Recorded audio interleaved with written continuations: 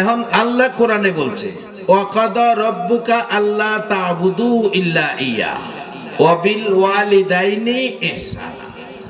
ইবাদত করো এক আল্লাহর আর খেদমত করো মা বাবার।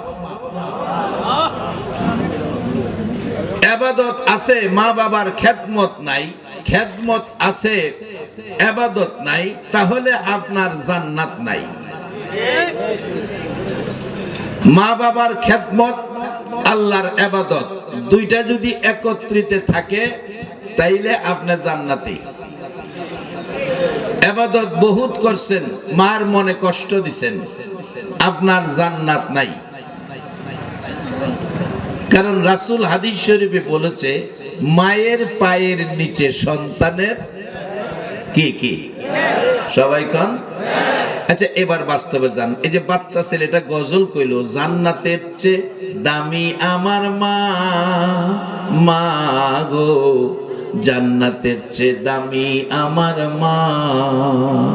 এই মায়ের পায়ের নিচে যদি জান্নাত হয় তাহলে জান্নাতের চেয়ে মার দাম বেশি না কম?